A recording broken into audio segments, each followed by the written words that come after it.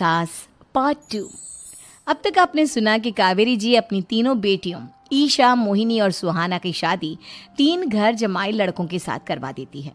उन्हें लगता है कि ये लड़के शायद घर का कामकाज संभाल लेंगे, लेकिन उनके तीनों घर जमाई बहुत आलसी थे। वो नौकरी भी नहीं करते थे और बाहर का काम भी नहीं। कावेरी जी ने अपनी बेटियों से कहा कि वो प्रेगनेंसी का बहाना बनाकर अपने पतियों को सबक सिखाए। अब सुनिए आगे। मम्मी, आपने जैसा कहा था हमने वैसा ही किया, लेकिन देखिए ना, विवेक का हाल तो वैसा का वैसा ही है। घर में ना सुबह का नाश्ता बनता है और ना खाना। नौकरी पर जाने की बात करूं तो खाने को दौड़ते हैं मुझे। हाँ मम्मी, मैंने भी सुमित को कितनी बार कहा कि अगर नौकरी नहीं करनी तो कोई छोटी सी दुकान ही खोल लो। घर का खर्चा कैसे चलेगा? देखो दोपहर के 12 बजने आए और जनाब अभी तक सो रहे हैं। हाँ मम्मी, ईशा और सुहाना ठीक कहती हैं। अविनाश का भी यही हाल है। जब मैंने अपनी प्रेगनेंसी के बारे में कहा तो मुझसे कहने लगा, अरे दूसरी लड़कियां तो 9-9 महीने तक नौकरी करती है, बस डिलीवरी के टाइम छुट्टी लेती है। मोहिनी, तुम भी नौकरी करो। अब मुझे कहाँ नौकरी मिलेगी? मम्मी बताओ अब मैं क्या करूँ? हे भगवान, क्या सोचकर घर जमाई दामाद लाई थी मैं कि मेरी बेटियां मेरे पास रहेंगी और खुश रहेंगी, लेकिन इन आलसी दामादों ने तो हमारी जिंदगी को भी प्रॉब्लम में डाल दिया है। मैं तो कहती हूँ मम्मी, हम लोग वापस अपनी जॉब पर जाना शुरू कर देते हैं। बता देते हैं इन लोगों को कि हमने प्रेगनेंसी का बहाना किया है। नहीं नहीं बेटा, ऐसी गलती भी मत करना। अगर तुमने ऐसा किया तो इन तीनों की आदत और ख़राब हो जाएगी। अरे आज नहीं तो कल कभी तो तुम प्रेग्नेंट होगी, तब वापस यही प्रॉब्लम आएगी। तब क्या करोगी तुम तीनों? हाँ मम्मी, आपकी बात तो बिल्कुल सही है। इन लोगों को तो सुधारना ही पड़ेगा। लेकिन कैसे? अपने बच्चों के आने की खबर सुनकर भी इन लोगों पर कोई असर नहीं हो रहा। पैसे कमाने के लिए घर से बाहर निकलना ही नहीं चाहते ये तीनों। अब मेरे दिमाग में एक प्लान आया है। तुम तीनों चिंता मत करो, उन तीनों को बुलाओ, फिर मैं बात करती हूँ। थोड़ी देर बाद कावेरी जी अपने तीनों दामादों को सामने बुलाकर अपनी बात कहना शुरू करती हैं। अविनाश, सुमित और विवेक, देखो बेटा, मैं ना तुम तीनों से बड़ा प्यार करती हूँ, इसीलिए तो तुम्हें घर जमाई बना कर रखा है मैंने। अरे मम्मी जी, सीधे सीधे कहिए ना, क्या बात है? प्यार तो हम भी आपको बहुत करते हैं। अरे मम्मी जी, आपकी इज्जत भी बहुत करते हैं। अरे भाई, आपके जैसी सास और कमाने वाली बीवी सबको मिलती है क्या? हाँ मम्मी, विवेक और सुमित ठीक कह रहे हैं। आपकी बेटी से शादी करके मेरी तो ज़िंदगी ही अच्छी हो गई है। जानती हूँ मैं, और ये भी जानती हूँ कि तुम तीनों अपनी अपनी बीवियों से बहुत प्यार करते हो।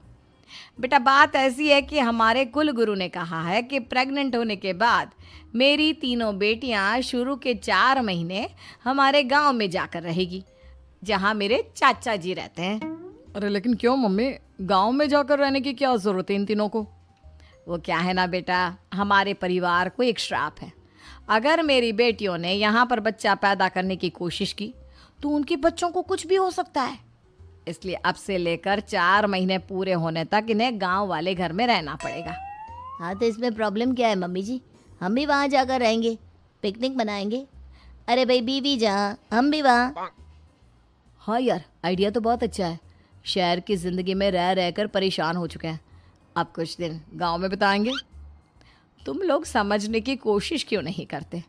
तुम में से कोई भी वहाँ नहीं जा सकता, और मैं यहाँ रहूँगी ना तुम तीनों के साथ। 4 महीने की तो बात है, उसके बाद ये तीनों ही लौट कर आ जाएंगी। ठीक है मम्मी जी, अब हमारे बच्चों का सवाल है तो ये तो करना ही पड़ेगा। कावेरी अपनी तीनों बेटियों को कुछ दिन के लिए घर से बाहर कहीं दूसरे शहर में रहने के लिए भेज देती है। कुछ दिनों के बाद, अरे मम्मी जी, बहुत दिन से पिज्ज़ा नहीं खाया, मंगवाइए ना। क्या बताऊं बेटा, पहले तो बेटियां खर्चा दे देती थी क्योंकि उनकी नौकरी थी, लेकिन अब तो मेरे पास पैसे ही नहीं बचे। थोड़े बहुत पैसे हैं जो बच्चों की डिलीवरी में काम आएंगे। लेकिन मम्मी जी, आपकी बेटियों को वापस आने में तो अभी बहुत वक्त बाकी है। वही सोच सोच कर परेशान हो रही हूँ। सोच रही हूँ कल से दूध भी बंद करवा देती हूँ। अब दूध वाले को देने के लिए पैसे भी तो नहीं है ना।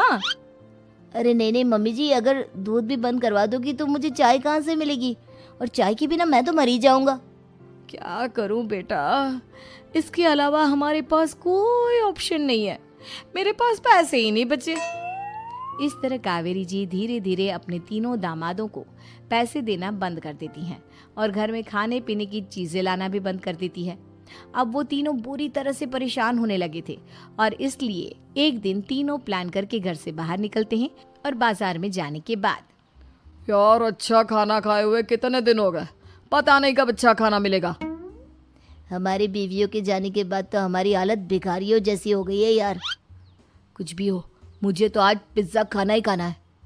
जेब में 1 रुपया नहीं और पिज्जा खाएगा, कहाँ से आएंगे पैसे? अरे देख वहाँ सामने बोर्ड पर क्या लिखा हुआ है, कंप्यूटर पर काम करने के लिए एक आदमी की आवश्यकता है।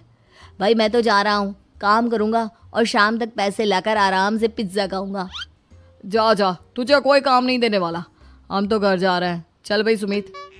सुमित और अविनाश वहाँ से चले जाते हैं और विवेक उस कंप्यूटर शॉप पर सारा दिन काम करके 5,000 रुपये कमा कर घर लौट कर आता है और अपने खाने के लिए अच्छी अच्छी चीज़ें भी लेकर आता है। ये देखकर विवेक और सुमित के दिल में भी कुछ पैसे कमाने की इच्छा जागती है। अरे सुबह सुबह कहाँ चल दी है तुम?